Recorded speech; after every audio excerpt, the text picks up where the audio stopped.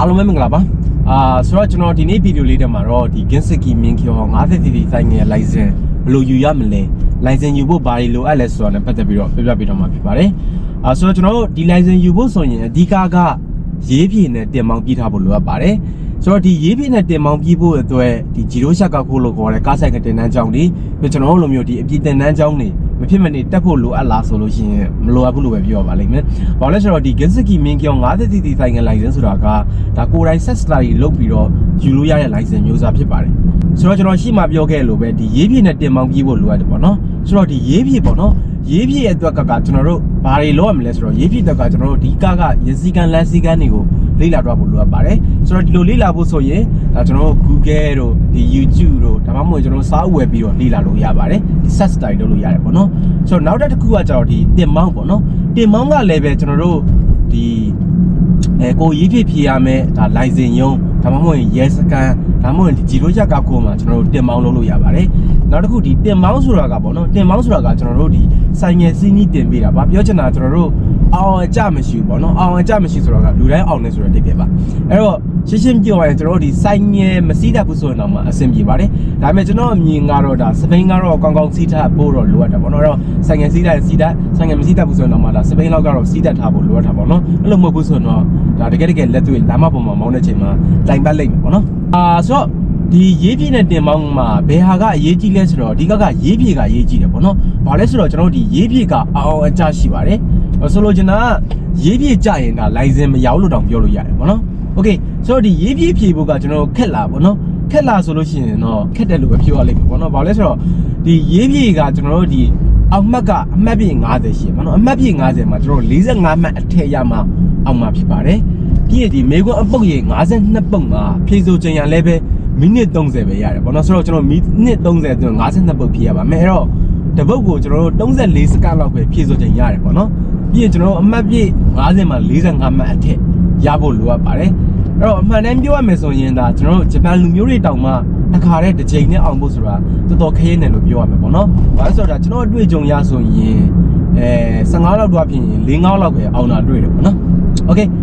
คဆိုတော့နောက်တစ်ခုကဒါကျွန်တော်တို့ဒီ 50cc ဆိုင်က license ယူဖို့ဘာတွေလိုအပ်လဲပေါ့နော်အဲ့တော့ဘာတွေလိုအပ်လဲဆိုရင်ကျွန်တော်အဓိကလိုအပ်တာပဲပြောမှာပေါ့နော်အဲ့တော့အဓိကလိုအပ်တာကဒီ Zydu ခန့်နဲ့ကျွန်တော်တို့ Jumiyo လို့ခေါ်တဲ့နေထိုင်ကြောင်းထောက်ခံစာလိုအပ်မယ်ပြီးရင်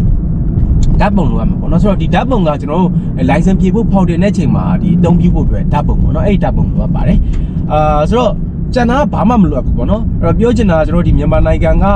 ဒီထောက်ခံစာတို့ပြီးမြန်မာလိုင်းစင်းတို့ကာညနာထောက်ခံစာတို့ဘာတို့ညာတို့ဘာတစ်ခုမှမလိုအပ်ပါဘူးအဲ့တော့အဓိကပြောရမယ်ဆိုတော့ဖြည့်ကျင်စိတ်တစ်ခုပဲရှိဖို့လိုအပ်တယ်လို့ပြောမှာပေါ့နော်အဲ့တော့ဖြည့်ကျင်စိတ်ရှိမယ်စာလေးလာနိုင်တယ်ဆိုရင်ဒါဝင်ဖြည့်လို့ရတယ်ပေါ့နော်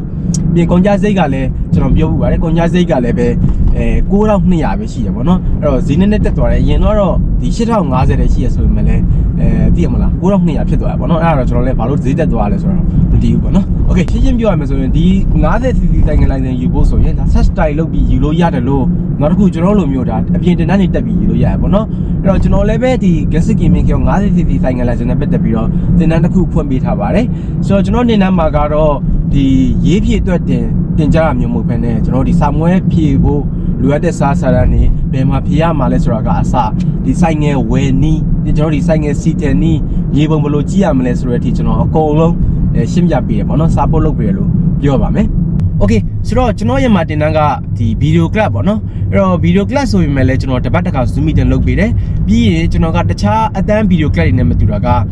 ကျွန်တော်က video class ဆိုပြီးတော့ဒီ group တစ်ခုတည်းကို video တွေအကုန်တင်ထားပြီးတော့အဲ့ group ထဲမှာလူတွေအားလုံးဝင် join ပြီးတော့လေ့လာတာမျိုးမျိုးပဲနဲ့ကျွန်တော်က batch တစ်ခုချင်းစီလိုက်ခွဲပေးထားတယ်ပေါ့နော် batch တစ်ခုချင်းစီလိုက်ခွဲပေးထားပါတယ်ဘာလို့လဲဆိုတော့ကျွန်တော်စာတီချာလေးတင်ကြားပေးချင်လို့ဖြစ်ပါတယ်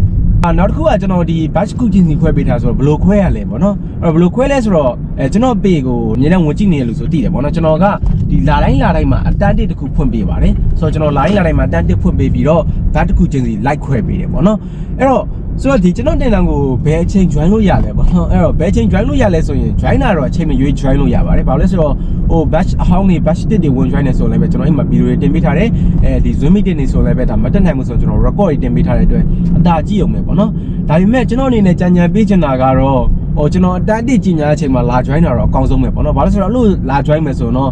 အ ကုန်လုံးစနေမိမယ်ပေါ့နော်အဲ့လိုမဟုတ်ဘူးဆိုရင်အဲ့ချိန်မ join မဲနဲ့ကိုစင်ပြည့်ချိန်လာ join နေဆိုရင်ကြတော့ဟိုတဝက်တစ်ပြက်တည်းမိတာဖြစ်နိုင်တယ်ပေါ့နော်ပြောချင်တာအရှိရတင်ကန်းစာတွေကတော့ဒါကိုယ့်အနေကိုကျိုးပြီးတော့ဖြစ်တယ်ဟိုနောက်ကနေလိုက်ပြီးလေးလာထားဖို့လိုရတယ်ပေါ့နော်အဲ့လိုပုံစံမျိုးဖြစ်မှာပေါ့နော် join တာတော့ကိုကြိုက်တဲ့ချိန် join လို့ရပါတယ်โอเคဆိုတော့ဒီ Gensuki Minky ရောပေါ့နော်933ဆိုင်ငယ် license ကဟို set study လုပ်ပြီးတော့ယူလို့ရတယ်ပေါ့နော်အဲ့တော့ကိုယ့်အနေကို set study ကောင်းကောင်းလုပ်နိုင်တယ်အဆင်ပြေဆိုတော့ဒါကိုယ့်အနေကိုတော့လုပ်ရတယ်ပေါ့နော်အဲ့လိုမျိုးပဲနဲ့ဟို set study လုပ်ဖို့ခက်ခဲရှိတယ်ဟိုပြောချင်တာဗျာဟိုတခါလေးပြင်မိတာထမင်းကိုစားချင်တယ်ဆိုတော့ဒါကျွန်တော်တင်တန်းကိုလာပြီးတော့တက်လို့ရပါတယ်ပေါ့နော်โอเคဆိုတော့ကျွန်တော်တို့ဒီနေ့ဗီဒီယိုလေးတော့ဒါပါပဲဆိုတော့အားလုံးကိုထူးပဲကျေးဇူးတင်ပါတယ်以上